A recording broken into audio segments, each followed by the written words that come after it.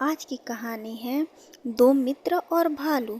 दो दोस्त एक घने जंगल से होकर कहीं जा रहे थे। दोनों काफ़ी गहरे दोस्त थे और अपनी दोस्ती को लेकर दोनों ही बातें करते हुए कहीं जा रहे थे। जंगल बहुत ही घना था, तो उनमें से एक दोस्त बहुत डर रहा था, लेकिन उसके साथी मित्र ने कहा कि मेरे होते हुए तुम्हें डरने की कोई ज़रूरत नहीं, मैं तुम्हारा सच्चा और अच्छा मित्र हूँ। इतने में ही सामने से ही बहुत ही बड़ा भालू उन्हें नजर आया। जो दोस्त से कह रहा था कि मैं अच्छा मित्र हूँ, वह भालू को देखते ही भाग खड़ा हुआ।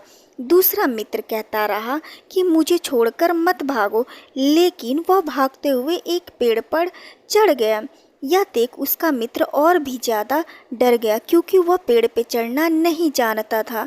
इतने में वह भालू और भी नज़दीक आ गया। जब वह बेहद करीब आने लगा तो दूसरे मित्र के पास कोई चारा नहीं रहा और वह वहीं नीचे ज़मीन पर आंखें बंद करके लेट गया। पेड़ पर चढ़ा हुआ मित्र यह सारा नज़ारा देख रहा था और वह सोचने लगा कि ऐसे तो यह मर जाएगा। इतने में ही वह भालू नीचे लेटे मित्र के करीब आकर उसे देखने लगा और सूंघा। उसके शरीर की पूरी तरह मुआयना करने के बाद वह आगे की ओर बढ़ गया। जमीन पर लेटे मित्र ने राहत की सांस ली और वह सोचने लगा कि अच्छा हुआ जो मैंने सांस रोक ली थी, क्योंकि भालू मुर्दों को नहीं खाते और वह भालू मुझे मरा हुआ समझकर आगे की तरफ बढ़ गया। पेड़ पर चढ़ा हुआ मित्र बहुत ही हैरान था।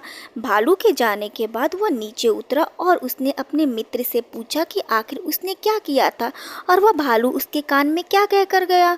मुर्दा होने का नाटक कर रहे मित्र ने कहा कि भालू मेरे कान में कहकर गया कि बुरे वक्त में ही सही दोस्तों की पहचान होती है, इसलिए कभी भी ऐसे दोस्तों के साथ मत रहो जो बुरा समय देखकर तुम्हें अकेले छोड़कर भाग जाए और जो वक्त पर काम ही ना आए। दूसरों को मित्र समझते देर न लगी कि फिर दोनों